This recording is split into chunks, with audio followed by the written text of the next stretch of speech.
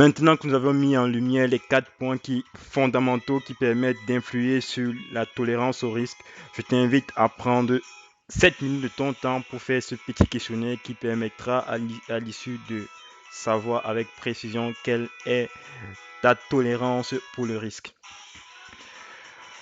Juste à ce moment, je veux que tu te souviennes de ce qu'on a déjà fait jusque-là. On a vu la première stratégie, la stratégie de sélection des titres.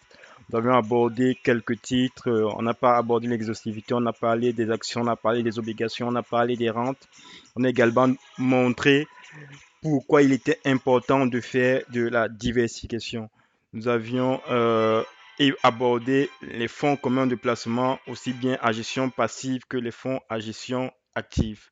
À présent, je veux qu'on passe sans plus tarder sur la tolérance, sur la répartition, j'allais dire, la répartition de l'actif.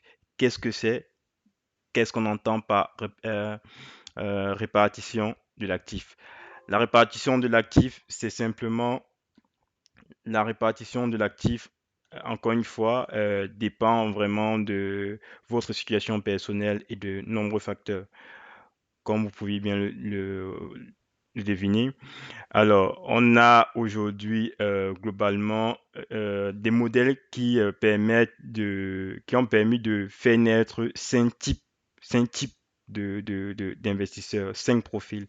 Alors, on a un profil, un modèle de répartition d'actifs équilibré. On a un modèle de prudence. On a un modèle de prudence élevée. On a un modèle de croissance. Et enfin, un dernier, celui de la croissance dynamique. T'inquiète pas, je les aborde tour à tour. Commençons par le modèle équilibré. Qu'en est-il? En réalité, dans le modèle équilibré, les investisseurs vont chercher à atteindre un équilibre entre la croissance à long terme d'une part du capital et la préservation de leur capital et à se procurer accessoirement un revenu modeste. N'est-ce pas? Ils doivent ici s'accommoder aux fluctuations modérées de la valeur de leur placement.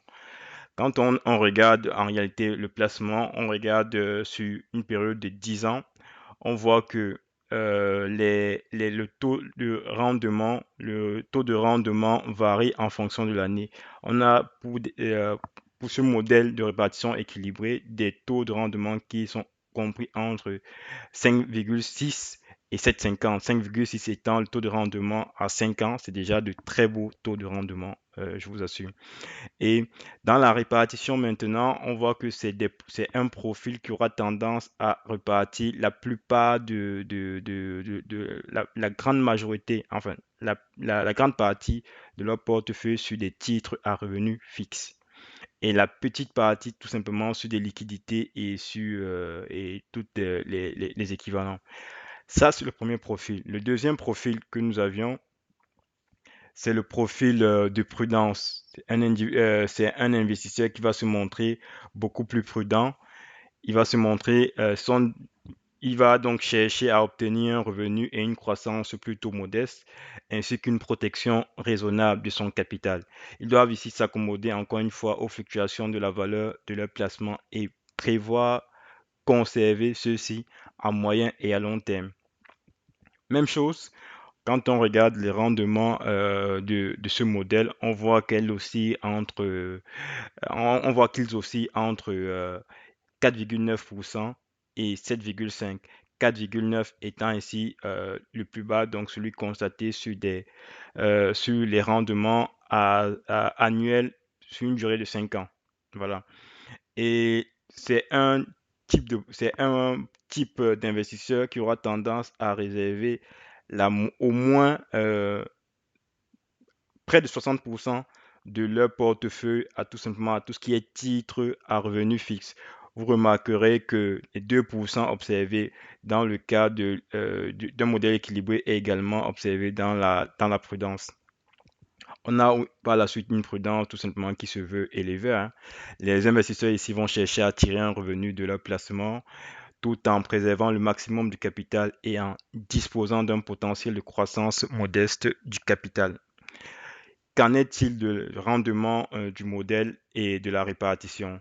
On voit que les rendements ici sont un peu plus importants. Voilà, donc à un an, les placements à un an fourniraient un taux de rendement de 8,1%, et les rendements à 10 ans sont déjà de l'ordre de 5,5%.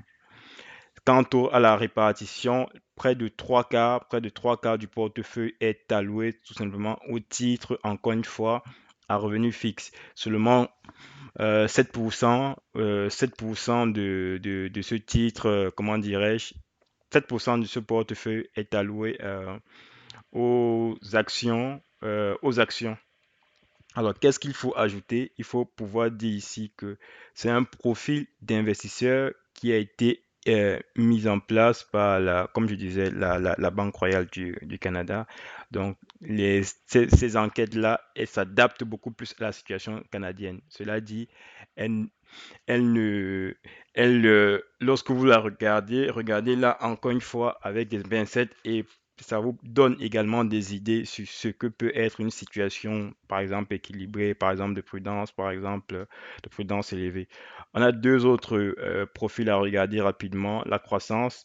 Dans la croissance, les investisseurs vont chercher ici une croissance à long terme plutôt que la préservation du capital ou un revenu régulier. Ils doivent s'accommoder des fluctuations importantes de la valeur de leur placement et prévoir conserver ceux-ci à long terme.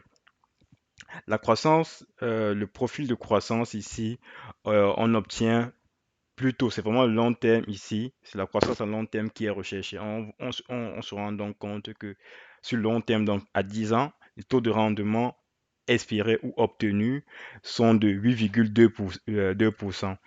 Et lorsqu'on regarde la répartition du portefeuille, 30% de ce portefeuille est alloué aux actions américaines